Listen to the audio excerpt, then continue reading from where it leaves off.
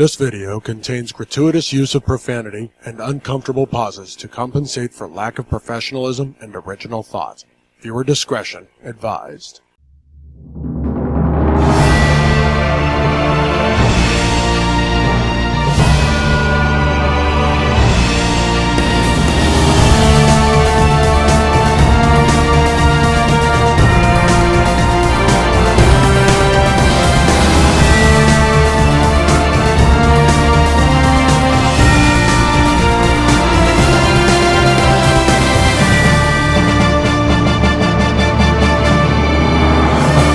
Coming to you live from the icy lagoon where Mariah Carey's corpse is waiting to thaw, we bring you the Nerdy Manroom Show with your host, Hassel and Monster. Yeah, since you brought it up, Hassel, it is. We were going to record this episode on before Halloween or on Halloween, but circumstances prevented us from doing that, so we're doing it on the 2nd of November. However, we're still focused on Halloween. This is going to be our Halloween villains themed episode, and Mariah has not thawed quite yet for us, even though she has for everybody else. That bitch ain't singing yet. Not here. It's coming, though. But we're going to try to squeeze one more Halloween thing in this week with this episode. But before we even get into that, we do need to do one very special shout-out. We need to give our boy Big Rob a shout-out for celebrating his 1-year anniversary on his channel of Big Rob's House of Entertainment and No Chinese Food. No Chinese food! And I think that was last week, if I'm not mistaken. Yeah. And actually following his was about 5 days later was our 2-year anniversary. But we want to make sure we give Big Rob a shout out because he gave us one on his show. We need to support him as well, especially since he comes on here with us. And it's getting close to award season for us, so he'll be on here fairly soon anyway. It's almost Excelsior time, Monster. I mean, this is our first show into our 3rd year. Just super happy. We got the Excelsiors coming up. Even though Big Rob did take a few seconds to run me down where I said I wouldn't save you guys during a horror movie in his last episode. If you missed that, go check his episode out. He's got me there. He quoted me. You ain't got to be the fastest one. You just can't be the slowest. That was pretty much what he said. He just had to be able to trip me. And let's be honest with you. The question is going to be, is it really Big Rob that's the slowest, or is it going to be Mr. Mittens? Because Mr. Mittens, I think I get Mittens. Mittens, he's getting more brittle by the day. And as long as my ankles will hold up and there's no wood blocks, I'm good. I'm smart enough to find the high road and take it, so I'm gonna let you guys fight out for that lower road. Commander always leaves the minions behind. I mean, that's how it works. First out the door.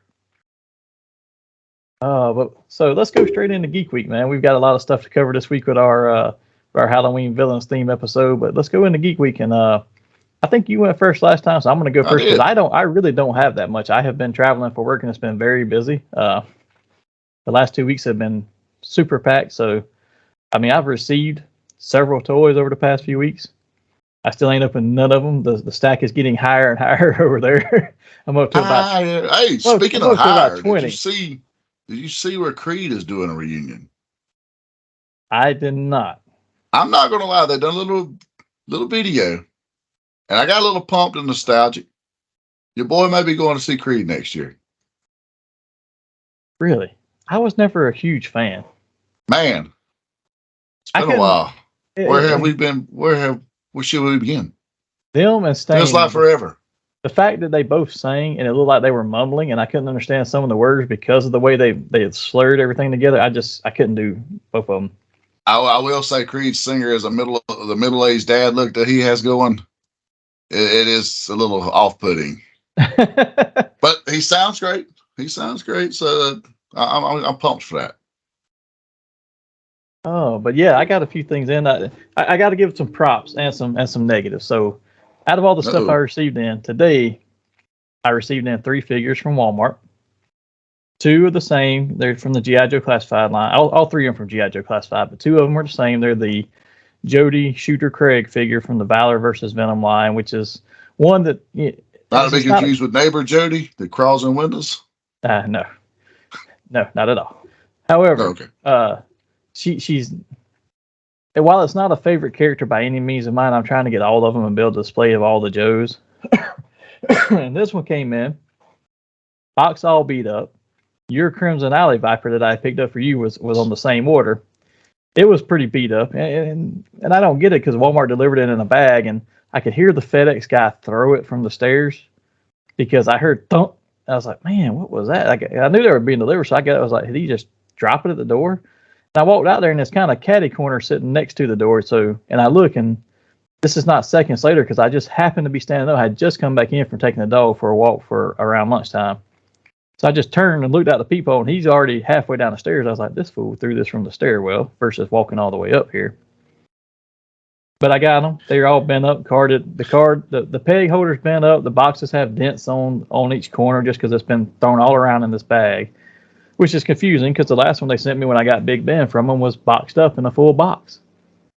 But doesn't that just infuriate you when the assholes do that? Yes. I mean, like we talked on here a few weeks ago about my UPS driver. I'm literally sitting in the chair and I hear it. Thump. And I look and he's already across the yard. Yeah. Headed back there. I'm like, nice throw, fuckface. I mean, and don't get me wrong. They're busy. It's holiday season. Mariah's coming out of her shell, and UPS and FedEx is doing extra shifts Saturdays and Sundays. I get it. They're busy. But, man, don't beat up my stuff. It was already beat up before it got here. Don't make it any worse. So I did. Walmart's going to do a terrible enough job. Well, I did reorder those two figures, or at least because I ordered two of the one for me, one to open and one in the box. So I did reorder a closed one. Hopefully it comes in better, and another alley box for you, and I'll return whichever ones are in the better shape, or keep the ones in the better shape, return the other ones. But it's supposed to be here Saturday, so we'll see how that goes. My other big arrival was I had ordered the San Diego Comic-Con Chuckles, and I went to the extent of buying the code from somebody on eBay for like $10 on San Diego Comic-Con weekend because I was like, these are going to sell out, and I guarantee they won't put them back for sale because they did that crap last year. Last year, I snuck in and got 2 Dr. Mindbenders. This year, I bought the code so I could sneak in and get Chuckles, and I ordered 2 of them. Ordered 2, they charged me for 2, got the box. I was so excited. The box showed up over the weekend while I was out of town. Kiddo opened it up. There was only 1. So I went to the online consumer care because they're not open on Saturday and Sunday and sent a note. Well, it's Thursday. I ain't heard from them. I was like, all right, that's enough of that. Picked up the phone when I had a free minute day in between phone calls and called them. Got a guy on the phone. His name was Scott. Super nice guy. He's like, wait a minute, you didn't get him? He's like, can you tell me what the order number was? I told him the order number. He says, oh, so it's Chuckles from G.I. Joe. He's like, that's the Hawaiian shirt Chuckles, right? I was like, yeah. I was like, that's the only one there is. He's like, yeah, I'm just making sure I got the right character. So he was all into it. He knew what it was. He's like, so you only got 1. He's like, can you send me anything to show what you got and all? He said, in the bottom of the box should have a letter on it because when they package 2, they're supposed to put a little letter on the bottom of the box to tell them that they've packaged which one was which. No letter on the bottom of the box. I sent him a picture of that, and I sent him a picture of the box opened up. So when the kid opened it and it's all in one, he took a picture right away. Sent it to him. 10 minutes later, after we get off the phone, he emails me, says, send me pictures of this, this, and this, or send me pictures so we can talk to the warehouse. Send it back to him. 10 minutes later, he emails me back. Before he even emails me back, I've got a confirmed order for another one, free of charge, because I've already paid for it.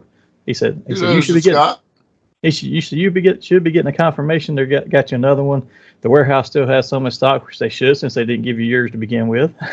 So he was like, yeah, he was on the same page. Like, you should have one in there because otherwise you send an extra to somebody.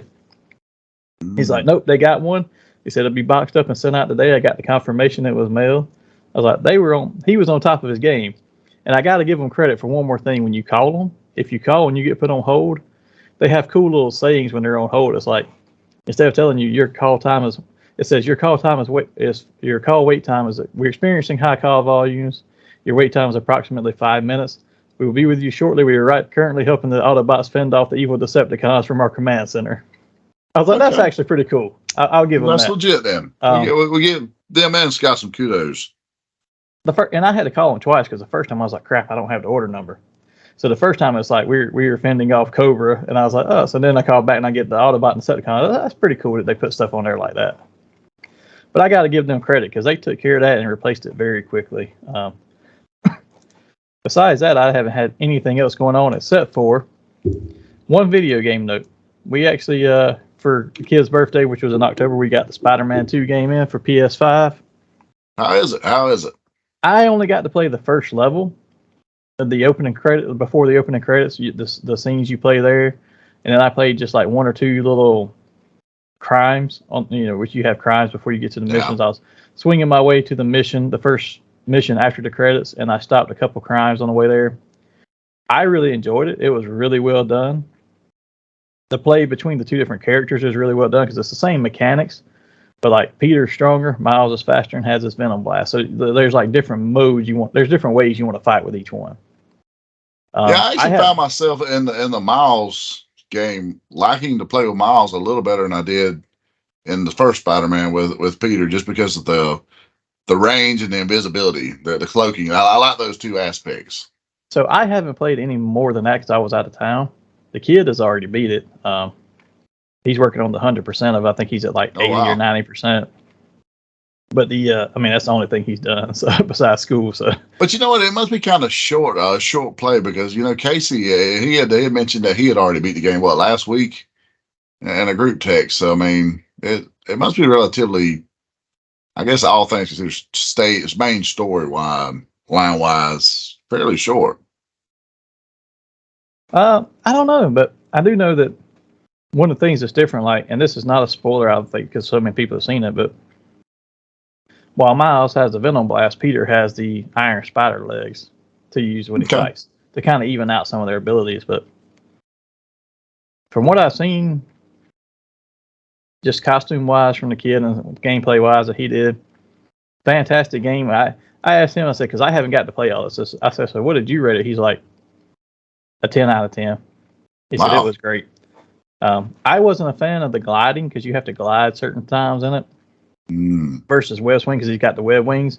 But then as I watched the kid play in the later levels, I didn't like it at first for me. But as I watched him play in the later levels, I was like, that's actually really cool because you have to swap between swinging and gliding to get certain things done. Like when you're chasing the cars like you had to do in the first one for crowds, it's easier if you glide to it and then web zip to the cars and stuff. But then it makes sense because there's certain areas where you have to go like across water to get to like a amusement park or whatever, and you can't swing to it. Yeah. So it makes perfect sense. And like the way he was doing it, I was like, all right, that's pretty cool. I did talk to him though because I had one of my biggest struggles was the controls on the gliding was inverted, and I was like, is there a way to turn that shit off? Because that confused me every time. So he's like, oh yeah, you just do this. And then once he did that, I was like, okay. So I'm going to try and spend some time playing it this weekend, but I haven't gotten to do much else. But according to him, it's a really, really good game. Yet. I did find it, as I like playing with Miles a little better, which one of the things with Miles versus the other one, it's going to be less chases with Miles. You've done more, I guess, being incognito with him sneaking around and shit. But with Peter in the first Spider-Man game, there was a shit ton of those chases, and I found those actually to be like stressful as fuck. There's some especially of that, especially the one with like the helicopter and the vaults. That one right there, like, oh man, dude. There's stuff like that on this one, and there's less stealth play where you have to hide and then attack or not get seen or it messes up the mission. There's some, but it seems to be less of that. But it just seems it's like they took the stuff that was good in both of those games and kind of combined them and got rid of some of the stuff that wasn't as popular, or at least toned it down some. So I'm looking forward to playing it more because it's just a little bit I got to do was really, really good, and the graphics are insanely good. I have to get that. Got to get that. But that was kind of it for my Geek Week, so I will let you go, sir. And if you have any, and I know you usually do because we usually touch on wrestling, but man, I didn't get to see any really, other than bits and pieces of Raw and stuff and SmackDown that I fast forwarded through the rest or just watched clips because I really didn't have time to watch the whole show. They seem to be having a very tumultuous wrestling relationship going on right now between the fans and the promotions. Yeah, it's a little bit what's the word I'm looking for? It's a little jaded right now. Did you at least get to see the segment with LA Knight and Roman last week? I've watched a few of those. The contract signing deal. Oh yeah, I saw that one. I was trying to think of what it was. Not for he really came off like the megastar during that. Like when he just breezes by Roman's making this 47-minute intro. Yeah, he just breezes by him like it ain't shit.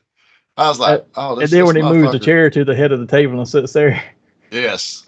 I was like, all right. we got legs here. And the crown jewel is what, in 2 days now, this Saturday. So I'm actually looking forward to that right there. That's one thing that that's pretty thankful we didn't have to work this Saturday. Yeah, I'm going to check out that. I guess there's a lot of behind the scenes stuff going on with WWE and then whole Endeavor deal and all that. But ooh, poor Vince. They shit all over him, didn't they? They did, but have you seen what Endeavor is doing now, though? Where they posted on to so Endeavor is the main investor in the TKO, which owns. So TKO is heavily invested by Endeavor, so kind of owned by them, but it's an offshoot company, and that TKO owns Ultimate Fighting and WWE. Yeah. Well, Endeavor has looked at it and said that they don't agree with the stock market valuation of the stock on it, and they are saying they are heavily looking at it right now, and it may be the case that maybe they either take all the stock back private or they sell it off to a private owner versus it being an open stock market. No. Really? Because let's be honest. So everybody can value their stock at whatever they want to, but you can't sell your stock on the street for whatever you want to. It's valued. The final valuation is made by the people. So they could say all day long, it's a $9 billion purchase, but the people say that ain't even worth about $4 billion. It's only worth $4 billion because that's what people will pay for it. That's what they're running into. And the rumor is that, because UFC just got a Saudi Arabia deal to host fights, just like WWE has. So the rumor is, hey, is the Saudi group going to invest and take Endeavor's shares? And, they were actually heavily rumored to be the buyers of, and WWE caught a lot of flack and shit over that right there. Absolutely. And Vince was there in Saudi Arabia during the Nagano and Fury fight, which if you didn't see, was a lot better fight than I thought it would be, and they definitely robbed Francis Nagano. I believe he literally kicked Tyson Fury's ass, and the fact that and people don't give UFC fighters credit, it pisses me off because they're like proficient strikers as well. Yeah, they limit themselves because their title matches are only 5 rounds, and regular matches 3 rounds. So they're not used to going into muddy waters, but they're 3 5-minute rounds or 5 5-minute rounds versus 10 2-minute rounds. It gets to get or 3-minute rounds. It's give and take, but he held his own, look good. But Vince was there in the crowd. The Undertaker was there, and Vince made the comment that Saudi Arabia was now the home of the WWE. That was going to be their home for the next few years. See, well, and there's rumor too because Vince could sell his stock at any time. That there's thoughts is he going to sell his stock of what he has for the TKO and turn around and try to invest back into Endeavor and take it over fully and be back in charge again. So there's a whole ton of stuff being talked about. Yeah, because getting Ariel Marnie, or however you say his name, blame Vince for the collapse of what the stock was going for, and that's how he kind of got removed from creative and all this stuff, which is good for the company, honestly. I mean, Vince is Vince. He was one of the greatest mind probably in wrestling promoter history. Nobody can ever take that from him, regardless of his scandals or trials or what the fuck ever. He's the greatest promoter and greatest wrestler. I don't want to say mine, but he was great for business. That's probably the best thing to say. Yeah. So you can't take that from Vince, but the man is 76 years old, and he's much like his father at that age. He's long in the tooth for what's the pulse of the new generation is. Yeah. Vince at the time, he was, hip enough and still had an ear for what the people wanted and did for a very long time after that. Now he has moved into the Vince Senior role and he needs to pull back. So it's time. He does need to pull back. Just be a promoter still. Yeah, he can be to Don King of it without running it. And he does. And before we jump over to the other side of that, where there's a young promoter who thinks he knows everything and ain't got a clue, I'm going to let you go with the rest of your... Did you have anything else you wanted to talk wrestling-wise? Yeah, the only other thing that really right now sticks out other than the LA Knight thing, which is great. I'm not a big fan of Logan Paul, but it does make sense to let him get the strap over Ray. The one that's kind of the head scratcher to me right now is why did they just turn Miz face against Gunter? This makes zero sense. Miz is not someone you get sympathy for. I No. don't give a fuck how many people beat this dude up. He could No. get mugged and shot in front of his family, and I wouldn't have sympathy for him. He's just a natural heel. It makes no sense for that, you know. Oh man, that's just, and you don't see him as being a threat because even as a cowardly heel, he's been a joke of a cowardly heel for the last 2 or 3 years. Yeah, I didn't get that, and I didn't watch any of it. I just saw it after the fact, like, why? But I will give him that he is.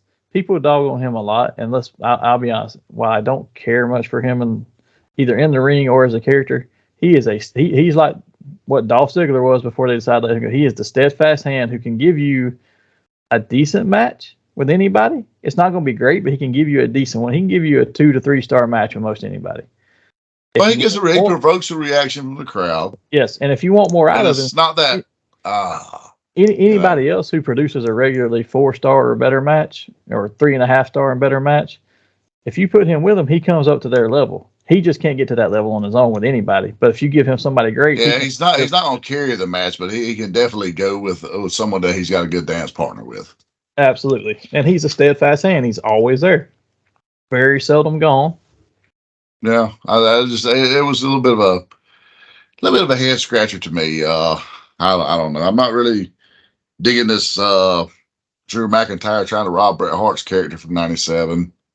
Yeah, that's a little I don't know. I think it's time for Seth to drop the title myself, but I really wish they'd have done it to Nakamura. I just thought it was time to give Nakamura the push. No, I don't know. We'll see where it goes at Crown Jewel. There's not a whole lot beyond the main match that I want to see. I don't think they'll take it off Seth anyway and give it to Drew. They're still trying to push Seth as long as they can. And I mean, that's like the other day they were on there and I saw a little bit of that and they're like, oh, Seth can't keep up with this breakneck schedule. I was like, he had a singles match or defending that title on Raw in like 6 weeks. He's just had a couple of tag. Literally, they made the comment that was the first time he had defended the title on Raw in 4 months. Yeah. It was a ridiculous amount of time. I was like, he's become Roman Reigns. And that was the belt that wasn't supposed to be there. He literally just comes out here and looks like an idiot each week doing his song and dance routine. They talk about keeping up with his breakneck schedule. The only breakneck schedule is the fact that he is there every week, but half the weeks he only talks. Or he gets in a tag team match and he doesn't do half the tag. He just jumped on his way to and from the match. He does get beat up every week. I'll give him that. Maybe that's the breakneck schedule. You can only get your ass whipped so many times, I guess. This is true. I mean, they can put the belt on me, and I can walk to the ring and get ganged out by people every week, and just keep the belt on me. That's not real impressive. So. On the other side of the ball, AEW, you see they just announced another show at Wembley. It's not going to do what it did the first time. No. Well, my thing is this: every week it's Tony Khan has a major announcement. Tony Khan has a major announcement. 9 out of 10 times it's some bullshit, but this time it was. They're announcing that next year for All In, they're going back to Wembley because that's the last place they actually sold some tickets. And I'm just like, okay, whatever. But their biggest problem is they run the same area. Like, literally, they committed to so many shows in fucking Chicago because they were so invested in Punk. Now they're tied to these arenas, but so they're like, I have all these shows in Chicago. Over and over and over. They need to get out of that market. They need to go some other places, go to some smaller venues. They were in Louisville this week right here, and Jeff Jarrett did try to get Jim Cornette there, and Jim Cornette had the greatest response ever. Did you see it? No, I didn't see this. So Jeff puts the fillers out there. We'd love to have Jim at TV. Would you please come? Yada, yada, yada. And Jim Cornette goes back on there. And he said, while I would like to thank Jeff Jarrett and for all our years of friendship, he said, try as I may have, I looked on there and I couldn't find too many more of those 2-for-1 ticket sales that they have for that empty arena, but I've decided to respectively decline. I was like, he's a fucking heel all the way around. I love it. I did hear him talking about the Big Show, trying to promote the show in Louisville, being on the radio and stuff, and talking about the Big Show was on there talking about this and that, but they introduced him as Paul White on the radio. 9 out of 10 people don't know who Paul White even is. It's like, yes, Big Show had been in Louisville and OVW years ago, but nobody knew what he was talking about. He said, and the tickets were selling 2 for 1, and that's like a 21,000 people stadium, and then they sold less than 3,000 tickets at that point. Yeah, it was bad. Like we were watching it last night. My daughter, she was sitting there, and she was, "Oh, there's nobody there." And because they done one of those, like you could tell they fuck up camera wise and they catch the arena. She's like, "Oh, Daddy, nobody's there." And I was like, "Yeah, baby, they don't have about 3,500 fans usually." But Big Show did come out there last night. He looked fucking awful. Well, have you seen the ratings dropped in the last few weeks too? Even there's normal, steadfast 800 to 900,000 people. The last 2 Dynamites, I know one of them changed to Tuesday or whatever. Now the one before was actually pretty big because that was the week Ric Flair come out. I actually drawed right at 900,000 people that week. Yes, but there was one of them that barely. Collision may have dropped. I didn't know what it was. There was one of them where they barely broke 700, and it was on Wednesday night. It wasn't the Tuesday night one. The problem with the Ric Flair one is, have you seen the blowback from that? Must not be too bad. He signed an all elite deal multi-years today. He did, but here the blowback was less at the company and more at Tony Khan. So Tony Khan they said has been inundated with thousands of tweets because of or X's or whatever they are now. Because you know how he was going after Vince and talking about how Vince had done all this stuff when they had that Tuesday night fight or whatever they called it. So he's like, well, Vince also molests all these people and does this and that. You know, he made all the comments, and then they're like, you said that 2 weeks ago, and then you hired Ric Flair. Woo! They're like, hypocrisy. Anybody? You know what? I was honestly waiting on it anyways, just due to the fact that when the Plane Ride from Hell documentary come out or whatever, and all of a sudden they flipped out, and he was like, "I'll never have to do business with Ric Flair." And Ric Flair was set to come in at the time. Like literally, he was about to sign a deal then. That was 2 years ago. And all of a sudden, he was not going to do business with Ric Flair. He could, they distanced themselves. They did a good PR deal to make themselves seem like they love women and not just the sexual way, but they're caring. They're sympathetic to their plights. Poor Ric Flair, who opens his robe to these ladies and just forces them to grab his genitals, which is bullshit. These people. It was Ric Flair at a time when Ric Flair was Ric Flair. Wow. Whether it's right or wrong, by today's standards, 80s, 90s, early 2000s, people done stupid shit. He was still a celebrity at the time. It's the hypocrisy of Tony calling out Vince and then turning around hiring Rick, who has just as bad a reputation like that. 6 months from now, or before Sting even retires, how much you want to bet Hogan shows up on AEW? Well, he retires in February. So, and he actually said February or March. I thought it was March. It's whatever Revolution is. Whatever Revolution 2024 March last year, but I'm not sure when it is. I thought I said read February, but I could be mistaken. I know I read an article today where he said he was actually wanting to retire in December this year. Yeah, I saw that. But when they brought Rick on board, it excited him because they're both on TBS for the first time in 35 years. Yeah, it was just, and it was a very nostalgic. Even with me, I was watching. You had Tony Schiavone, you had Ric Flair and Sting on the same ring. It's like, okay, this is pretty cool. Yes, but did you catch what Tony said? And this bothered me a little bit because I watched the clip of Sting's retirement announcement and when Rick came out, and Tony Schiavone's in the ring talking about Sting is the man who put TBS on the map of wrestling. I was like, wait a minute now. Wrestling was on TBS a long time before Sting got there. Now, was he instrumental to it? Absolutely. Was he the one who put it on the map? I don't know if I'd go that far. Well, was he WCW's Hogan before Hogan got there? Absolutely. Oh, yeah. At the end of the day, though, what put them on the map was Ric Flair, the Four Horsemen, Dusty Rhodes, the Road Warriors, Magnum TA, Nikita Koloff. I mean, these were the guys that put TBS wrestling on the map. Well, long before Stinger come along in '88. But don't get me wrong, once he did come along, he was he was the guy that brought the younger generation in. Because before that, you had the grannies and the pot-bellied dads out there watching. But that's about what you had crowd-wise. And so he kind of brought the younger WWF type fan over. He was absolutely instrumental. But can you say that he was the one who put it on the map? I'd say no, that was probably Dusty and Flair before anybody else. Absolutely. Absolutely. And even after that, I mean, dude, if you really look back at WCW in probably 91, 92, they were throwing some fucking bangers of matches out there, but they wasn't getting the national recognition. Yeah. Because that was a time when you had Steve Austin there. You had Ravishing Rick Rude, the Dangerous Alliance. You had a still really healthy Arn Anderson. Ric Flair was in and out. You had Vader. Vader was throwing some great matches in, and Sting. So you had like some really, really top-notch talent there. Sid was in and out during that time. They had a British Bulldog for a short period of time during that. Pillman during that time, didn't he? That's when he came in. I mean, he was a pre-fused ankle Pillman when he was still, a flying jumping bean. Yeah, some of those matches with him and Jushin Liger. So, I mean, you watch WCW in 92 and a very young Dustin Rhodes who was starting to, get some. Yeah. You still had a youthful enough, Dusty, to pull a good tag match out. Was Barry Windham there at the time? He was in and out, yeah. Yeah, I mean, he was. Matter of fact, that was around the time when he was international champion. He beat Muta for the belt. Yeah. So, I mean, that was a really great period. I just didn't get the national exposure. They were still viewed very regional till Nitro and Hogan took off, really. And I'm not knocking Sting by any means because I'm a Sting fan. I just Tony Schiavone kind of overstepped when he said that. I was like, ugh. He's their guy. You got. I mean, I do feel Sting doesn't get the respect he deserves for his role in wrestling because of the fact that he did stay the big fish in the small pond. Yeah. And it's hard to say WCW was a small pond, especially towards the end.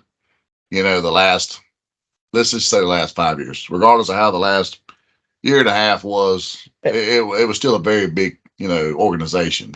But they were still pulling in 3-4 million views a week, But you gotta give him the other side of the coin too. If he went to WWE, would they really have pushed him as hard as they could have, or would Vince say he's not one of my homegrown talents, so I'm not gonna give him the full benefit? 99 and 2000, absolutely not. They'd have fucked him over just like they did Booker T. Had he went in the early to mid 90s though, they tried to push Johnny B. Bad over there. True. I really think had he went before 94, I'd say maybe that window of 90 to 94, he would have got that push because he would have been what Vince really wanted Warrior to be. He had the colors, he had the charisma, he could actually talk. He was a great promo, he was a great entrance, but he could wrestle because he had been with Flair long enough at this point. He could wrestle. Yeah, that's fair. You could have got some good matches out of him, with some of the guys they had there at the time. Imagine him and a young Shawn Michaels. Oh, that would be good. Fantastic. With Diesel on the outside, him and Razor Ramon as a heel, that'd been great. Yeah, and I don't discount any of that. You always look at it and say like, what would Vince really do with him? Because he didn't like people that weren't his. I mean, look what he did. Look what he did to Dusty. But you know what? He did try to make Lex Luger something. If Luger would have had a little more bell to bell, he would have been their Hogan. Yeah, possibly so. Yeah. Thankfully for Brett, he couldn't go bell to bell. Which we can move on from this in just a second. I got to ask one more question though. Is there what is the deal between? Because I thought Sting and Luger were still tied even after everything. Yeah, but Sting put him down a couple of times in the last few episodes, talking about Darby Allin's the best partner he ever had, and said something about Luger and all, and it was kind of just an offhanded remark, but I was like, man, yeah, he said something to the crowd along the lines of, "What did you think I was going to say? Someone else? No, this is the best partner I've ever had." And I was like, "Holy shit!" I mean, that's. And I saw when he said Hogan, and they said something. He's like, "Yes, but remember, we had a good work." Or he's like, "We worked okay together," or something like that. Just he made a comment. He said, "Okay, I get the booze." He said, "But I did learn a lot from the guy." And I was like, he's trying to show respect, but at the same time, he's acknowledging the guy's made his bed. But he said something else. There was another backstage segment, and I think it was with Edge too in there, and he said something again about Luger in there, and I'm like, "What is your deal with him? Why are you dogging him? I thought y'all were tight." Yeah, I said it was a little surprising. Totally off the subject though. Did you see the picture that surfaced in the last few days where Dave Chappelle was at Hogan's beach shop and they took a picture together? But Dave Chappelle, he is in this sleeveless flannel shirt. And all I can think of when I see this is, Hogan had a scandal where he was dropping him bombs a little while back.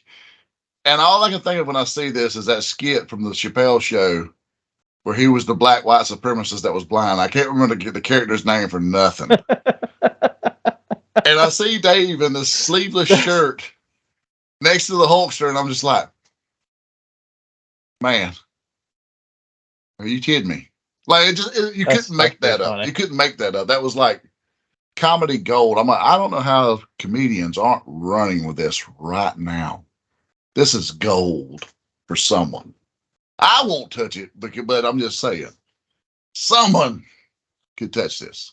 Yeah, there was something about, and I didn't see all of it. There was something about Chappelle's show or a recent comedy special or something where he was on stage and then was talking about everything going on in Israel and all, and everybody's like offended some people, and some people were supportive of it. And I was like, I don't know, I didn't see all of it, but I wish people would learn to just take politics aside sometimes and just enjoy a laugh. Yeah. So these guys make the comments, and it's not always because of their political views. Sometimes it's just a funny, offhanded comment. I mean, if people were to listen to old Bobby the Brain Heenan, good Lord, from the late '80s and early '90s, Peons. Yeah, I mean, like they would stay offended. Or Jim Cornette, well, he offends everyone now, but especially in the '80s and '90s.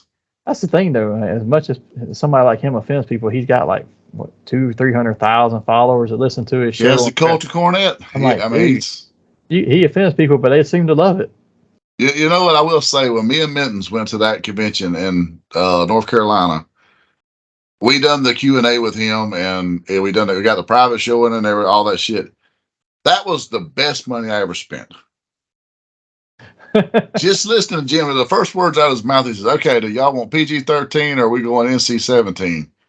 And of course, you know what the fans is all like. There's probably about 100 of us in the room, And he's like, all right. And anyway, he just lit in, and they got talking about this woman calling him a black lung motherfucker. And I'm like, I can never forget that. I said, who says this? What is a black lung motherfucker? I don't know, but I don't want to be it. Oh, but we've been on wrestling for a while, so we should probably move ahead before I'll get away from that.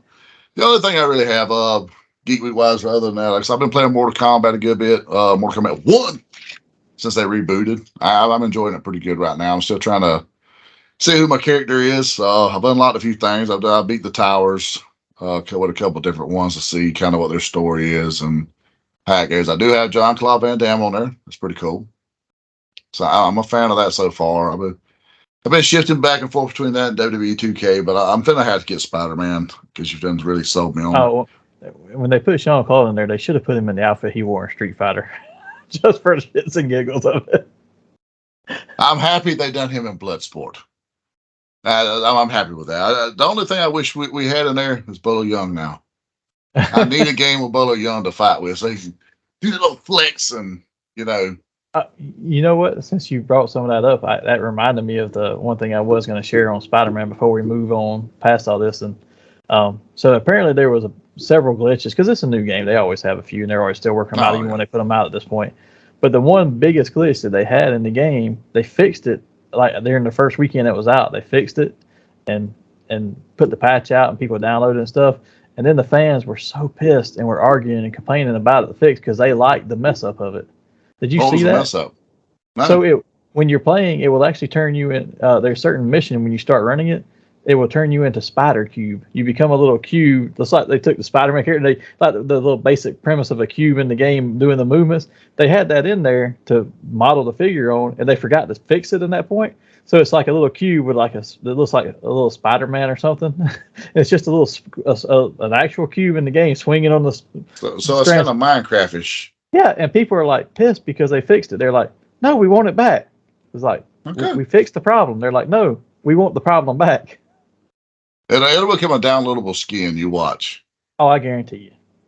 If you buy the regular version now, you can spend another $10 once you get it for a digital download of the deluxe pack, and it gives you like 5 more skins that aren't even available unless you buy that. Well, beyond that, at my home, the last thing I have is my house is. We're recording on the 2nd. This is our Halloween show, but my house has already morphed from Halloween land. Christmas shit has been barfed out through my house already. You're in the in-between phase. We call that the nightmare before Christmas. Dude, literally, my daughter comes over Wednesday, and I'm thinking I'm going to get the grill today. I'm going to drink me a cold beer. I'm going to watch AEW. It's good night. Daughter comes over. Hey, get to see the kid. Literally, the first words out of her mouth is, "Hey, we get the Christmas tree out of the shop." No, I will not. We are not doing this tonight. Before long, my fat ass is digging the Christmas tree out of the shop, along with the other box. And her and my wife go in there and proceed to start putting a tree up. And the only solace is I didn't have to help, which is something I loathe doing. So that was kind of the compromise, was I can tough this tree out now, from now to fucking the first of the year. It'll be a long, miserable 2 months, but I didn't have to help put it up. We don't, there's no Christmas tree out here, which I don't usually put one up at my place anyway, because I travel anyhow, but they always put one up at the ex's place for the kids and stuff. And then this year I have a whole box because my mother decided to go on a shopping spree and buy all the superhero type ornaments that they had at Walmart. So I've got a whole box. Some pretty good ones, I remember. Yeah, the Green Rangers. There's a Green Ranger in there. I think there's a Batman. There's a Green Lantern. The Nintendo Control and the Green Ranger were the two. It was like, I want those. Yeah, I've got to go get that out before they start putting up the Christmas tree, but that'll probably be around Thanksgiving, so I'm not too big of a rush. Dude, typically for years, we always done it on Thanksgiving night. Like, that was an excuse to, after the meal, you cut your tree down, drink a few beers, watch football, and put the tree up. It happened in my house on the Saturday after Thanksgiving because Granny Marie cleaned up on Friday after Thanksgiving. On Saturday, she threatened Bob's life multiple times about all the Christmas decorations, both inside and outside. I'll throw you through that glass door. Stupid little man. So, yeah, they did that every Saturday after Thanksgiving. But, you and I and Big Rob had this conversation on text, and you and I had it separately. And I was like, well, Christmas is the best time of year. You're like, no, not right now. And then Big Rob was like, it's the greatest time of year. And you're like, no, buy a humbug. Or, no, you said bathhouse humbug. And I was like, yeah. Doing what in the bathhouse? I don't even know about this. I look back at it because I typed buy a humbug. I was on the floor at the time, and I was actually like trying to listen to one of my employees do his morning cry and respond at the same time. And then I looked back and I said, what the fuck is bathhouse? I said, whoa, shit, what the hell? Going to a Russian bathhouse, hassle. Yeah, I don't know about all that. I had to fix that real quick. Yeah, by the time you had already fixed it, by the time I saw it again, I was like, oh, I was going to say something, but I got caught up on it too. I was like, I was in a meeting. I missed saying something back to that. Yeah, I try to always proofread at least after I send it. Literally, I told an employee F you accidentally the other day. I don't know what the hell I was trying to text, but it said F you, and I was like, wait a minute, what? I said, don't worry about that. I said, you're supposed to say this. Oh, the best one I've had is I was trying to type something to somebody about it's to a friend, and it was about their kid or something. I was like, saying hope. I can't remember if it was he or she, but I'm going to say she for the conversation here. Hope she does, and it comes out, hope she dies. I was like, wait. Oh my God. I was like, typo. They're like, I knew what you meant, but that was funny as hell. I was like, I'm glad you thought so, because that was supposed to get real awkward real quick. You hit that Ike Clanton on her. Oh, but with that, since we're talking about the wishing people death, let's go straight to our first topic. Our top 7 villains. Most vile, heinous, evil villains in fiction. So for this list, we said this is going to be our top 7. We'll always, as always, we have honorable mentions. As usual, these are in no particular order for either, at least not for me. I don't know about for you. No. And we said to begin with, and I'm not sure what route you went, but we said it could be from comics, TVs, cartoons, movies, any fiction. I try to stay away from any kind of horror monsters and stuff, just because we'd already done something along those lines, and this is more like just top 7 villains. So for anybody who's out there listening, if you want to share any comments on any of ours or expand upon ours or share your top 7, we would love to see that in the comments. But with that, Hassel, if you're ready, we can dive straight in. You want to go with the 7 or you want to do honorable mentions first? Let's strike out with the 7 first. Let's see who makes the magnificent vile 7. All right. So I went first on Geek Week, so I guess I will go first here. And I'm going to start with one of mine that this one I feel like it's not necessarily, I'm not going to say it's number 1, but I think they have to be in a top villain list. And I got to go Emperor Palpatine. Oh, man, that was one of mine. because somehow he returns. Always. I love that line where they say somehow he returned, but they never explain how he returned. Did you see the meme where like they look at Force goes to Anakin? They're like, you know the Emperor survived, right? He's like, wait, what the fuck? But you know, think about it. He was from the very beginning. If you watched him in order, if you watch him in release order, he was already evil and bad in the original 3 movies, right? But then you go back and you watch how he weaseled his way in to that position in the prequels. Oh, he was just dirty, man. He was just sneaky. Scum. And, yes. And see, that's what, to me, this vile villain was like. These are people that there's no like redeemable qualities. Exactly. Like Dr. Doom, perfect. You know, he has even Darkseid to a degree. As evil and sadistic as they are in their own way, they have a. They have like with Doom, at least he has a semi-heroic side. There, he has a side where he will do. Their own code of ethics or morals that fit them. Now, right. What they may be doing is evil with everybody else, but for them, they're in the right. They feel they're doing what is just and honorable. Yeah, these people here, there's nothing just. It's like I want fucking power. Yeah, and I've always said like, if you go Darth Vader, right? He only wanted the power to save his wife and kids. See, this is one thing I've never viewed Darth Vader as evil. Me either. He's in the wrong, but he's not. But he done what he done out of the love and fear of losing his family.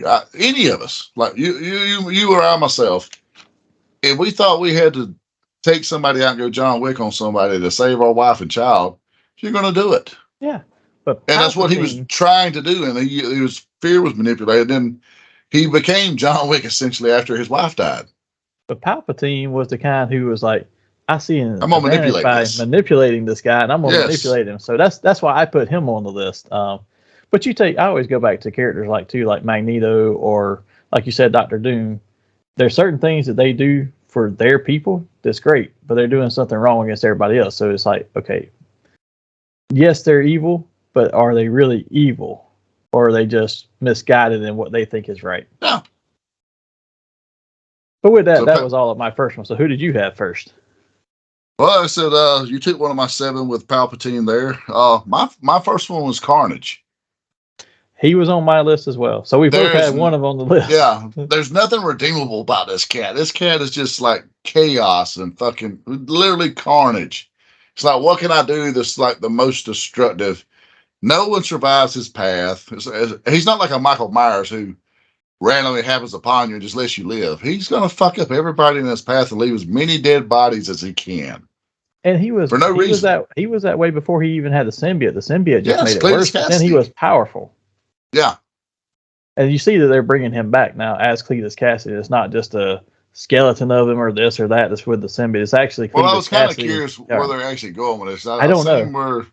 I've seen Dope. If you don't watch Dope Spill comics on YouTube, please do. We have no affiliation with his show, but he does a great show. He does a lot of comic recaps, and that's where I get a lot of my current comics. I do that with Variant Comics. So, and again, we're not affiliated with them, but if you watch YouTube and you like seeing that, Variant usually waits till the book comes out so they don't spoil it. Yeah. But then after the book is out, like they've reviewed the first 2 issues of Predator versus Wolverine, and I just got the second one this week, so I haven't read it. But I will usually watch them for storylines of stuff that I want to know, but that I didn't want to spend my money buying. Yeah, typically Dope Spill, he's like a week behind, whatever the issue drops this week, he'll do it next week to kind of give people time to watch it or whatnot. But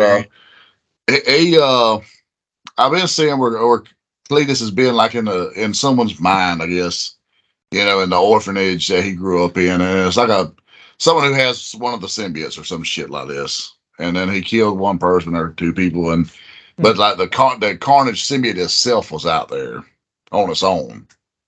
So I'm not quite sure where they're going with any of this yet, but to me, he was always far more interesting. I wish they would get away from this Cull and all this symbiote god bullshit. Let's just have Carnage and Venom. Yeah. They're badass enough on their own. They don't have to be god slayers or killing all this shit or some grand scale. Get back to the basics with these characters, because those 2 were like literally Carnage. He fucked up the entire Marvel universe a couple times, or at least all the New York based ones. Yeah. Like they're maximum carnage. I mean, And look at all the heroes it took to take him down. And I would rather see that because at some point it becomes okay. We've overpowered all of it, so it's not even acceptable to fight them. But that's probably where we could put the Marvel executives on this list right now, because every story they have, like even the X-Men, to me the X-Men were far more enjoyable in the 90s when you had the blue and gold team. Yeah. They're out of the mansion and they're battling villains across the world, but it's not street based, but it doesn't always have to be galactic. And like this world encompassing shit they have now is just too much. Pull it back. Yeah. So so that's 2 off of both of our lists, right? Because you had Emperor as well, and we both had Carnage. So I'm going to jump ahead to my next one, then, and I'm going to give you my, for lack of a better term, I'm going to give you the one that to me was a more of a comedic relief one, as well as just a vile one, just because the whole mission of this guy's career as a comic book villain, because it's a comic book character, was to really just mess with a kid with superpowers, and that's Dr. Savannah from Shazam, Captain Marvel. Ooh, how did I not think of him? Think about it. I looked at it like this. I was like, is he really that violent? Even though I'm like, wait a minute. The whole time he's had a career in comics, he's like this 60, 70-year-old evil mad scientist who's going against a superpowered being, but he knows the whole time that this is an actual kid who turns into an adult superhero. Is he a closet pedophile? I don't know, but he's willing to screw over a kid for whatever reason. I'm like, really? What? I mean, that bad? That's a good one. I didn't think of him. Wow. Every now and then I have a good idea. Very seldom, occasionally. Timothy Hatch, sir. It's a great one. So who did you have next? I got Megatron, Lord and Master of the Decepticons, and I don't give a shit what IDW says. He never joins the fucking Autobots. He is not redeemable. I don't get him joining the Autobots. The only thing I can say is the fact of how, because all stories have told the same reason the Civil War started was because the Decepticons was basically a race of slaves on Cybertron, and he was the gladiator who rose up. So that's the only reason I didn't use him. But what I did do, and I'm going to jump ahead a second, is I put Galvatron. Because Galvatron, yes, while technically he was Megatron remade, he was much more evil to me because like he was doing it just to prove that he could win this war and to be an ass. He wasn't doing it because, I'm gonna free my people and then I'm gonna rule through power. He was like, no, I just want to rule everything and I don't really give a shit who gets in the way. That's fair enough. So I think we're kind of on the same wavelength, but you chose Megatron versus Galvatron in that one. Yeah, I don't know. I didn't see, and I get that aspect of what you're saying, where he followed the gladiatorial pits, and he feels he's doing something. But after a certain point, he just became a villain and stayed there. Like during the movie, before he gets finally fucked up by Prime, when he goes on his little rampage there, that is like one of the most badass epic runs. Yes. For nothing is greater than when he shoots fucking Ironhide. It's such heroic nonsense, and it's like, oh, dude, it's like you hear it, it's like such heroic nonsense, and it's like, oh man, that's fucking great. It's cool that you mentioned the movie because in the cartoon, I thought, okay, yes, he's a bad guy, but he still just kind of wants to win and doesn't really want to kill them all. In the movie, he did try to just start killing people, but Galvatron started out that way because he strolls up on Starscream, disintegrates you. Roll up on Ultra Magnus. I'm going to kill you like a Megatron did Prime. Why does Starscream just not go Decepticons attack? Before he's just like, here's a hint, and he's waiting around standing like a jackass. Just say Decepticons attack. I'm the ruler. Fuck him up. I don't know. You got nothing. Galvatron was a murderer from the get-go, and then he came back in the next season as a crazed murderer. Like even when they had that robotic plague or whatever, that when Prime comes back and they've got the plague that's turning them all to rust or whatever and turning them crazy, the hate plague or whatever it is, he's like, I don't care about that. I'm still going to kill you. Well, when you're so crazy and evil that your bestie lieutenant's like, hey, we need to take him and trap his ass somewhere on this planet and see if we can't do something with him. And even they're like, hey, they know we knew this boy here. He's fucked up. Or when he's so crazy, he's like, I'll risk getting this plague that's going to kill me no matter what, just so I can kill you. Just so I can take you out. Yeah. That's a hatred right there. That is next level. And since you had Megatron and I had Galvatron, I'll give you the next go. That way we'll be on an even kill because I've only got 1, 2, 3, 4 left. So how many? You got 5 left at this point? Because I piggybacked off that one. Yes. Okay, I do so have you five go ahead left. next then. I'm gonna go the Shredder. Another one that I just don't see. Oroku Saki, that's a good he doesn't at any point side up with Splinter or the Turtles. There is no the Foot Clan being honorable. That's a good one. I miss him completely. So he's kind of like how you miss Savannah. I missed Shredder completely. Didn't even think about him. Well, he was just so, I don't know. The Turtles were so instrumental in my childhood. It's just like, but he was that villain. Like there was never a point where you said Uncle Phil's going to be a good guy. Yeah. He's always just this villainous turd. So I was like, you know what? I like this. And even though he did placate to Krang and listen to Shredder, I mean, man, when you said that, when you called him Uncle Phil, the only thing I can think of is how quickly did Uncle Phil turn into Shredder in that episode where. And Will's dad shows up. Oh well, that one, and when Will was getting hustled by the pool folks, and he shows up and then has Jeffrey take out the pool stick, and he's like a pool shark and stuff. I was like, damn, he really is Shredder. That's when he broke out his Orokosaki. It was on at that point. Yeah. Oh, that's a good one. I completely missed him. So for me, my next one, I'm gonna go to a TV show that I loved, and this is the only thing that I took in the realm of monster type stuff. But I got Dick Roman from Supernatural. When he was the Leviathan, I thought out of all the villains they fought, yes, a bunch of them were evil and stuff, and demons and all. And I didn't pull a lot of that for this list, but that one, for whatever reason, he was just what his name said. He was a complete and utter dick. I mean, I want to say between him and the Yellow-Eyed Demon, they were the two that you never saw any redemption out of. Like they were just ooh. No, and the part about, I mean, the one that got me with Dick Roman is when he tells the other Leviathan, you have to bib yourself, which is when they put the bib on eight humans and stuff. He made one of his own monsters eat himself just because he didn't do what he wanted the way he wanted it. I was like, damn, that's pretty harsh. That's brutal. That is pretty brutal. Wow. I didn't even think about him. Wow. It took me a while to come up with him. I was like, I want something besides just comic stuff. So I was like, that was a good one, because when he makes the guy eat himself, he's like that's you're pretty evil. You're pretty powerful at that point. And I will say, as just showing love for the show, the guy that plays Lucifer and that is fucking great. Oh yeah, like he is the role to a T. And I'm pretty sure he was in Lost or something like that before that, which really? I didn't watch, but I think that's where he started his career. But if you look at all those CW shows, the same people pop up in every show most of the time. But he was perfect for that role. So with that one, what do you have next? Because I'm down to 3 at this point. I have Kate from This Is Us, the big heavy girl. Nah, I'm kidding. I'm fucking around. My wife is like addicted to this fucking show right now. I was going to say, I don't think you've ever seen an episode, have you? I have seen many episodes, unfortunately, because she binge watches seasons. But I did watch where she divorced her husband for no reason. I could see if I had seen it, because I actually like rom-coms and stuff like that. And your wife and I were having this conversation on Instagram a few weeks ago when she peeped you trying to watch on one of hers while you were acting like you were. Well, it was that show right there, because she'll binge watch it. It's one of those just like where it jumps around so much. You'll catch yourself watching either. Like I was reading Ghost Rider, actually. But I over the course of 2 weeks of her binge watching, and like it'll be in the past, it'll be the present, and the future. It jumps all over the fucking place. And I'll catch myself occasionally like, where the fuck are they going with it? You know what I'm saying? And it's like before long you're semi-invested in these people. Happening. And like I blink and she's a season ahead, and I'm like, where the fuck are they at now? I don't know about these people.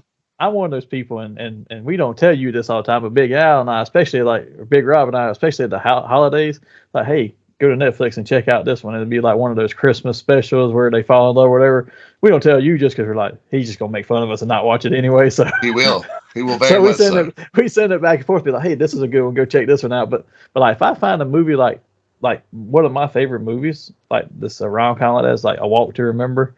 If I find one that makes me tear up just a little bit, I'm like, I gotta buy that damn thing now, put it in my collection and watch it. I will say, if you haven't watched that show, Monster, you'll actually like it. It has some funny points. It's depressing as fuck to me, but I mean, it's one of those shows. It will invoke your emotions. Is that the one? It has Mandy Moore in it, and it has the guy who was Green Arrow from Smallville. Yeah, he's one of the kids, and then you got and the guy that was Rocky's son in Balboa. Yeah, and the guy who was Gordon on Supernatural, the first couple seasons, the vampire hunter. I said it's not a bad show. She loves it. She's about to finish it. It looks like it would be good, but it's one of those where I'm like, I've already waited too long. I'm not starting it now. You'll watch far too much of it. She's almost done with it. She's smashing it. Like she's down to the final season, and she's panic mode. Like I come home, sometimes I say, "All right, babe, we record tonight, so you just smash your show." I don't know if I got enough episodes left. I was like, "Where are you at, woman?" I mean, Jesus Christ. But all kidding aside, my next pick is actually Cyborg Superman. That's a great one.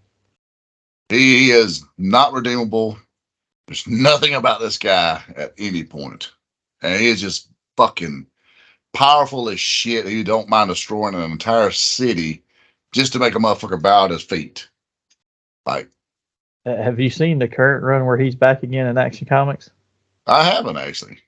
So he's like been in like I don't know if they trapped him outside the multiverse or in the bleed or whatever, but he was trying to get back to their main DC continuity, and he's Metallo got an upgrade in his body, and you find out he thinks it's Lex Luthor that gave him the upgrade. It's really Cyborg Superman, and he starts messing with him in his head, and he kidnaps Metallo's sister and turns her into a cyborg and stuff. And he comes back in kind of like a body horror type scene where he takes over another. He can start spreading his techno plague to other people and start taking over their bodies and stuff and creates a new body for himself. And it's actually pretty cool little run in the Action Comics they did just a few months ago. And then they actually Superboy had the Connor Kent Superboy, the clone, actually had a series where he goes, a 6-issue limited series where he goes off into space to kind of find himself as, he's like, I'm kind of the outsider of the Superman family. I'm part of it, but I'm not one of them technically or whatever. It's like, I don't know where my place is. And there's another clone created of him from his blood while he's out in space. And another match. Kind of like that, but this other character who's a technopath actually takes over the body, and it has like a cyborg lower jaw and stuff. So they've got Cyborg Superboy now. Oh, really? Well, that's actually interesting. That piques my interest. I'm all about the doppelgangers. I don't know. I always have been. Yeah. The evil doppelganger will draw me in a minute. Well, I saw where the Hush Batman Mafex figure was back in stock on Big Bad now, and that's like a definitive looking version of Superman because it's the Jim Lee artwork come to life, really. Yep. I'm like, man, now that they've got that, and I've been staring at that Eradicator for months because it looks so good, I want to pre-order it. I'm like, damn it, now I kind of want to pre-order all of the Superman from the Return of Superman stuff from Mafex and put them on his display. Eradicator made me go buy the Steel to go with the Cyborg Superman because I got looking at it, I was like, damn it, that's so good. I've got to have it. I'm looking at all of them right now, thinking about buying all of them, including the Recovery Suit Superman, the Hush Superman, the Cyborg, and Steel. Some of them you can get a good deal on. Like Steel on Amazon is like $70 right now. That's a little cheaper than what I got. I think I got him for like 88. I think he's 75 or 77 right now. But I was looking at these, and I'm like, I could actually build a display because I would love to build a display of just Return of Superman because that was one of my all-time favorite storylines, especially for Superman. And I was like, I could build a whole display and just use that Mafex one as my definitive one in the center and then build all the rest of those around it. But that Cyborg Superman's amazing looking. And I'm not even a huge, I like him as a bad guy. I'm just the wired cape looks great. The only thing that I found I didn't like was the, when he's got you put the blaster arm on there. Yeah. The two pieces that go in there, for whatever reason, they don't go in there very well. Yeah, and I'm not sure. The blast effects, it doesn't, but it looks cool to take a picture. But you don't want to leave him like that. But I mean, I do, because I picked up both of those there, and I have Eradicator on pre-order. I didn't get the return suit, but I do have the, is it the 3-0? Yeah. Or the 012, I think is what it is. I have their version of the return suit because he actually comes with a hand that's got Cyborg Superman's head in it, which is why I chose that body over the Mafex one. I'm just thinking about getting them and building a display on the shelf, but the reason I haven't opened anything else over here, and the only reason I've halted on that's because I don't have any more shelves. There's a whole stack way over here. I have 2 in my dining room right now that I have to get in my man room, but to do so, I'm just going to have to rearrange the man room again. Because I had a spot in the corner over here that was like, I thought I had measured it out. I was like, it's going to be perfect. I'll put these two right there, work out beautifully. And they're about 2 inches longer than what I thought they were when I got them here. And I was like, fuck. Well, I will make this quick, but I've got one spot left in my bedroom where right now there's like a box fan and a little small 2-drawer dresser that I honestly just put paperwork in instead of shredding it. But I'm going to clean it out and get rid of it. And that's just wide enough to either put one bookcase of a 5-shelf bookcase, one Detolf, which is the glass cases like behind me, or since these are not actually made anymore, if I can't get another one of these, because once they sell out, they're gone. The one they replaced it with called a Bwahahahaha or something like that. They're a little bit narrower, so I could put 2 of those in that spot. And I'm like, I don't know what to buy and put there. The bookcase is the cheapest, but the rest of it is better protected under the glass, but the cost goes up. So I haven't bought any of it because I'd have to be home long enough to put it together too. But before Thanksgiving, I'm going to have to do something so I can do all that over the Thanksgiving break. So, but stay tuned, Peter. There will be pictures. Yeah, I'm sure there will, but I haven't gotten there yet. So let's go back to our list, though. So you had Cyborg Superman there, which was a great one. So I'm down to 3. Are you down to 3 as well? I am actually down to 2. Okay. So I will share my next one, and my next one is the Joker. Oh, he was on my list. I had him. What else can you say? It's the Joker. I mean, nobody needs an explanation on why he's one of the most violent evil. I mean, the stuff he does, skinning people alive, and just the way, even just the way he treats Harley, who's supposed to be his girlfriend. When you beat a child to death with a crowbar, and you laugh the entire time, and then leave him in there to blow up on top of being beaten with a crowbar. That's pretty sadistic, people. It's pretty sadistic. Well, you shoot the police commissioner's daughter, who's in her late teens, early 20s. You shoot her through the spine. You have your way with her and take pictures of it, and make him watch. Yeah, that is like just to see if you can make him break to kill you, so that you can show Batman there's no humanity in people. One of the grossest ones to me, though, and I didn't read the book, but I've seen it several times pop up when you listen to lists like these. It's like I guess this one mob boss either touched or insulted Harley or something, and so like he does business out of a strip club. So the Joker makes him go on stage after he skinned him. That's his striptease. I'm like, oh, that's just fucking gross. That is pretty brutal. Like he's sadistic, man. So I had to put him on the list. Yeah, he made mine for all the obvious and all the above. So how many? You're down to 1 now? I am down to 1 now, other than my honorable mentions. All right, so I've got 2, so I will share 1, and then we can do our last each, and then do honorable mentions pretty quickly. But I got Mephisto. Ooh, that's a good one. He's the devil. How can you? And yes, there's a lot of demons that pop up in comics, but I feel like he is probably the most manipulative and evil one out of all of them. He is the guy that robbed Peter of his marriage and happiness. Yeah, he didn't care. He didn't give a shit he didn't want Peter's soul. He wanted his marriage and happiness. The fact that he was happy. Could he have a future family? All of these things. That was what he had to give up.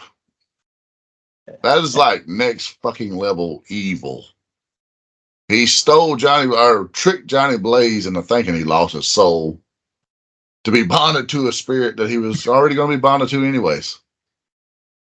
I mean, this guy is like the ultimate manipulator. He's the devil. Yeah, I mean, there's not much else to say besides that. But I had to. He tricks Thanos on occasion. You're pretty silver-tongued when you trick Thanos. Yeah. So with that, let's go to your last one, and then I'll come back and do my last one, and then we'll do honorable mentions. So my very last one is Nick Saban. No, I don't know. He is a fucking prick, but I have the Red Skull. Same exact one I had. Yeah, I mean, he's a fucking Nazi, people. What a piece of shit. So I saved him for last because honestly, if you want to talk about the most vile and evil humans, not even just characters, you don't get much worse. Our first instinct is say Nazi. Most violent evil thing, Nazi. And Red Skull is Nazi plus some. He even hated his own Nazi party. But he was like, I'm that evil. I hate my own people. I'm like, dude, you were already bad, and now you hate your own folks too. I'm like, you can't get much worse. I will say, I think one of the best storylines I remember with him was the one where he was actually posing as U.S. Senator. Dale Rusk. That was actually the fucking liaison for the Avengers at the time. They kind of found out it was Red Skull the entire time. That was a fucking great storyline, right? Wasn't it Ron Gurney art at the time? I want to say, I forget who was writing, but maybe was that Jeff Johns writing? Might have been. And Ron Gurney art. I'd have to look back. I remember that one. I remember that one a lot. He's got a lot of good stories, but I remember that. Oh yeah, absolutely. That just sticks out to me as one of my favorites. I remember the whole reason the Falcon even met Captain America was because Red Skull put him there on an island or whatever to kind of put him undercover with Cap, but kind of failed on him. But and then I remember when he took Professor Xavier's brain out after Xavier died and put it in his own skull and took his powers. That was pretty fucking vile right there. That's vile villain to the next level. When you desecrate a body to steal his brain to use his powers. Yeah. Wow. Yeah, I've always thought if I made this list, he was always going to be on there. And he's, just because if nothing else, while all these are evil and do their own thing, he's still a Nazi, right? That's the first thing we go to. That's even the worst before he gained superpowers, this guy willingly went with the Nazi party. He was like number one on my list, like literally. Yeah, same. The first one to hit my shit was first name I put down was him. Because I wrote my list down 1 through 7, and I went ahead and just wrote him at 7. I said his first name come out, so I'm gonna put him at the bottom because we'll work up to that, and you can't go much more villainous than this. I did it the opposite way. I put him at number 1. I said, all right, I'm gonna write all the rest of these names, and I'm gonna start moving folks to maybe honorable mention or deleting people because I think I started with like 15 and I started moving them down. I still have like 6 honorable mentions here just to mention them, but I was like, yeah, he starts at number 1, so he's never gonna get off the list most likely. Never. He's never paroling.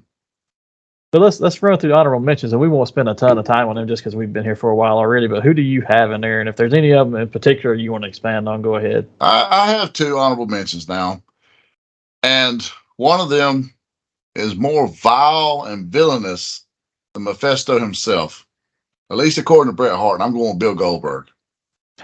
That horseshoe kicking motherfucker ruined the best there is, the best there was, and the best there ever will be.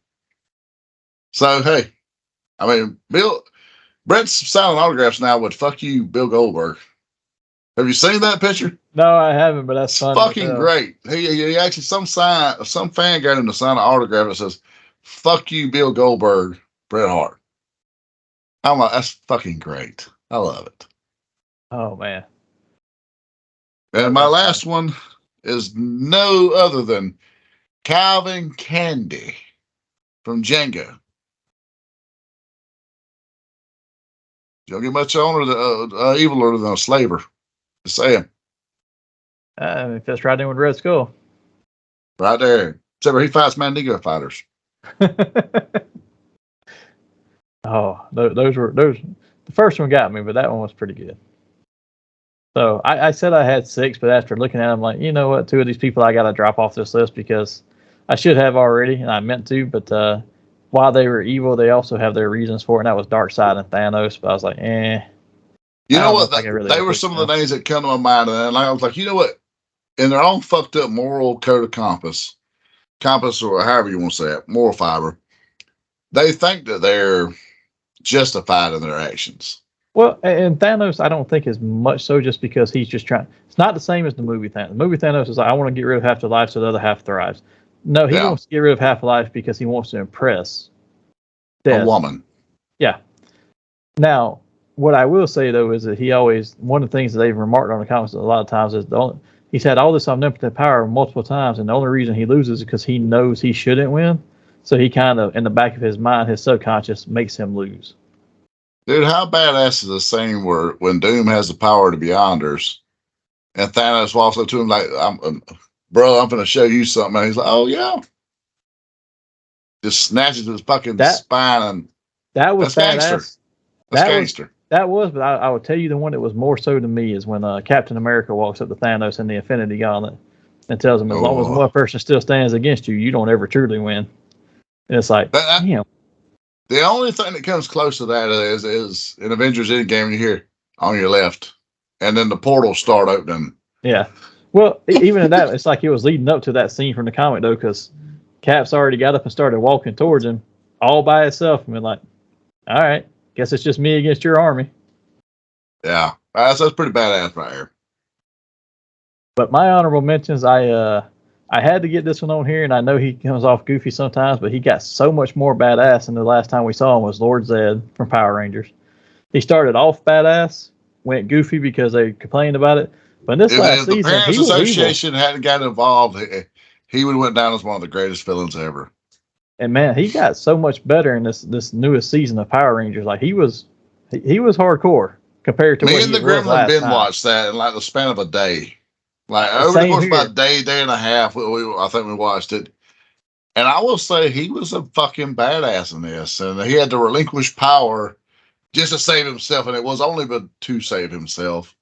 Yeah, and then if you go back and read the comics they've been putting out, he's pretty hardcore in there too. I mean, it's just that on screen time where they said, "Oh, you can't be that bad because you're scaring kids." Really? Yeah, but it was the fucking 90s. I mean, as Uh, rough and harsh as the 90s was, our parents were coddlers. yeah. I will. My other ones on here, I had Neron, who is DC's version of Mephisto. He's not, and he became honorable mention because I just thought Mephisto is a better version of that because Neron gets downplayed and not used very well.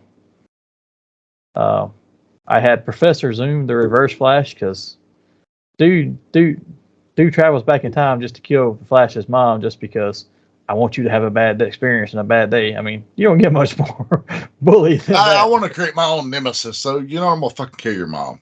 So yeah.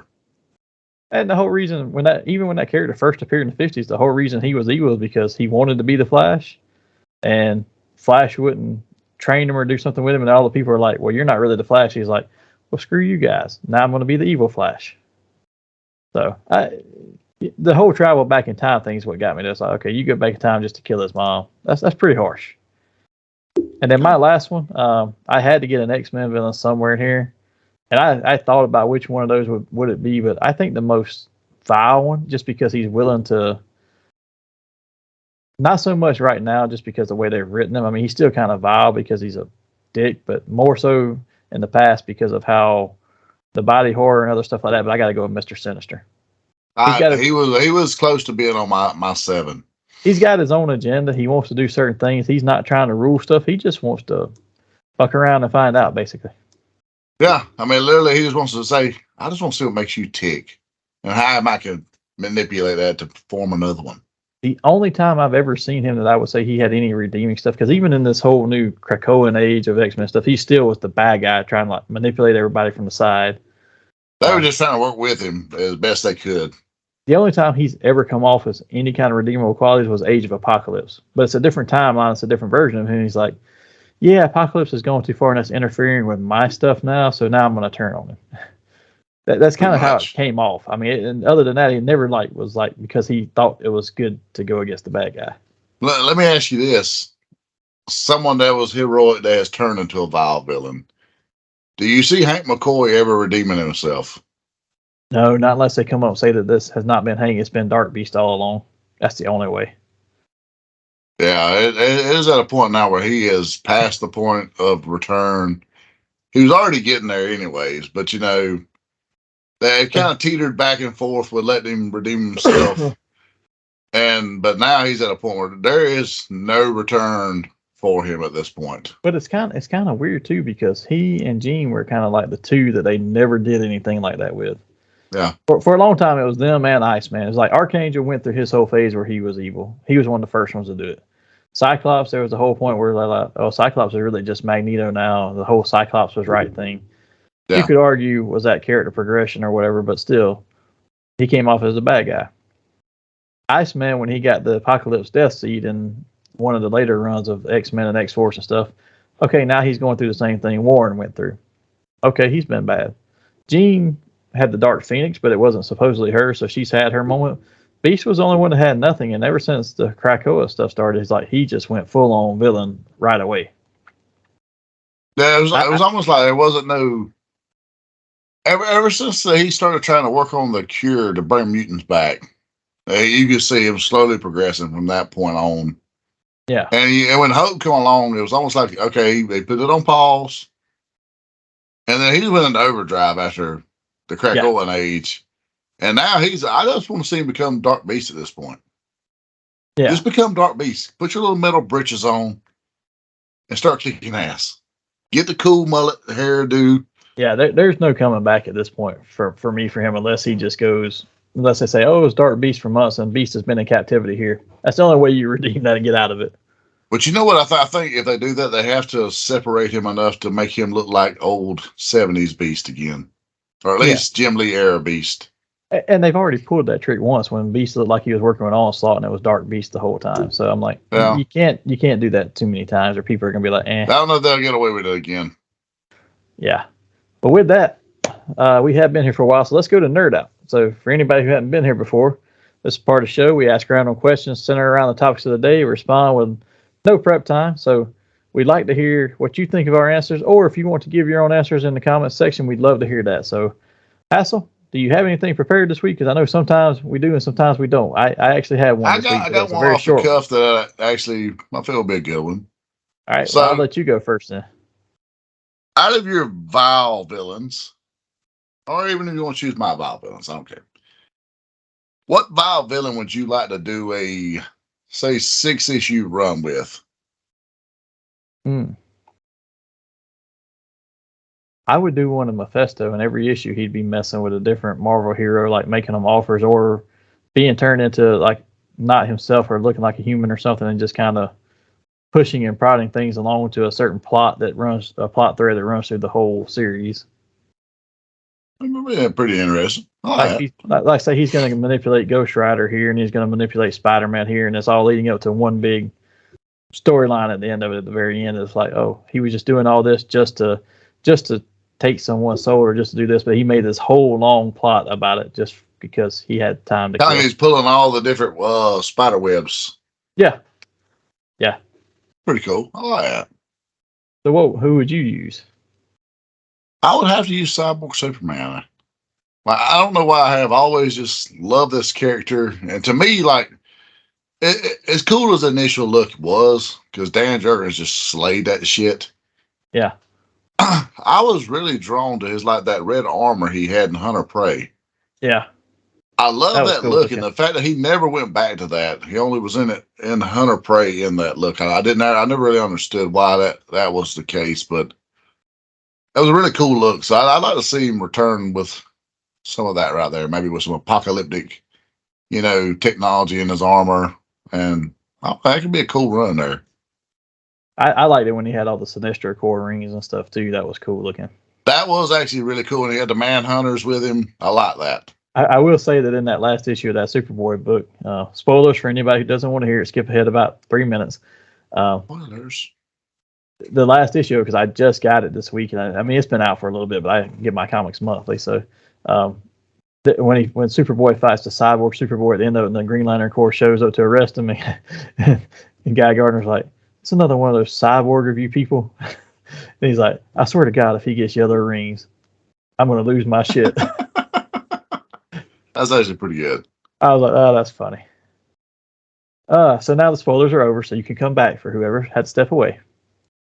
So my question this week for you, it doesn't have to be anybody from your vile list, or it can be, but if you take a look at comics alone, we're not getting into the other media, but comics alone, who would you consider one of the scariest or creepiest villains? Not necessarily the most evil, but just plain out creepy and scary to look at or deal with.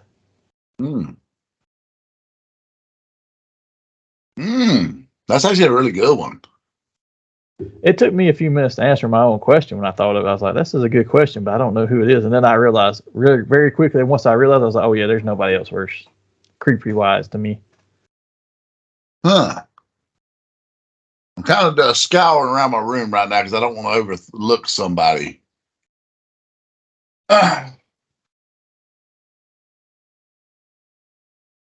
Ultimate Warrior. Yeah. So only at WrestleMania time. Oh, man. That's a damn good one, Monster.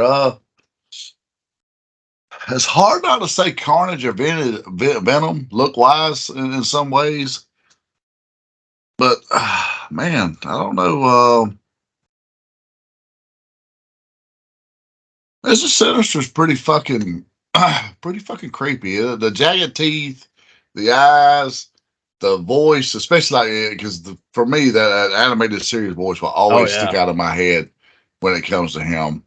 And I don't know. That's pretty badass right there. He is a good one. I thought about him some, but I got to tell you who I did end up going an X-Men villain, but it was not him. I picked Sugar Man. Oh, he is a slimy, creepy motherfucker. Yes, and then you see some issues where it's like, I don't know what all his powers are supposed to be because it's very confusing because they don't explain it very well. But there's some issues where he shrinks down to like a minuscule size and then tries to like sneak into children's rooms and stuff. And there's scenes where he goes into the different books and he's going into like the women's locker room at the Xavier school and stuff. I'm like, this dude is just fucking nasty and creepy. Yeah, he needs to be on an episode of The Boys. he is that level. Yeah. How do we forget Homelander? Fuck. I don't know. I kind of tend not to fool with. I watch The Boys, but I think the show itself, just goes gory and gross sometimes just to try to see what they can get away with. But as far as like his version of the comics, I didn't pick him just because. No, he doesn't have redeemable qualities, but he's also like clinically insane. So it's like he doesn't really know that what he's doing is wrong. He has his issues. He got mommy issues and daddy issues. Yeah. So yeah, that's why I didn't pick him on my list. Maybe Bob was the true villain. Could be. Oh, but we've been here for a while today and a little bit longer than we expected to. But with that, I think we should bring this episode to a close, Hassel. But before we leave, tell everybody where they can find us at. Man, we are everywhere. We are on Facebook, Hassel Hutchinson. We are at Nerdy Room at the Nerdy Man Room Show. We are on Twitter, Nerdy MR Show. We are on Instagram. I done said that. We are on YouTube, especially Nerdy Man Room Show. Spotlight Media. We are on Geek Network. We are everywhere. So look up the Nerdy Man Room Show. And Monster, we done hit another milestone. I don't know if you've noticed or not, but we've hit the old 325 mark. So we're getting there, and the next goal will obviously be 500. Oh, we're also on the TikTok. Everywhere, baby. We're everywhere. And make sure while you're checking us out, as Hassan mentioned, we are part of Geek Network, and I think we're still looking for more members to join the team to help review, to do reviews as well as interviews.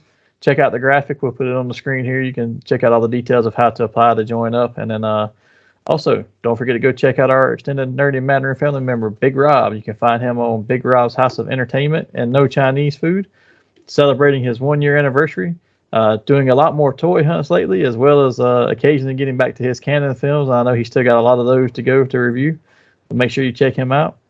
And we want to give a big thank you to our sponsors, These Own Collectibles. You can find them on the internet at theseowncollectibles@gmail.com. And on Facebook at These Own Collectibles, or in their store at 305 Main Street, Tifton, Georgia. Visit them for all your nerdy needs, from comics to Legos, trading cards, toys, games, and more. Help them support the local artist community by supporting their cause of bringing unity through community. Fandoms unite. We want to give them a big thanks for sponsoring the show, but also we've got some thanks to some of our friends and extended Geek Network family members. You can check out some of their credits in the closing credits of the show here. But join us here next time. We're going to do Comic Movies Gone Wrong episode. Until then, live nerdy and be vile.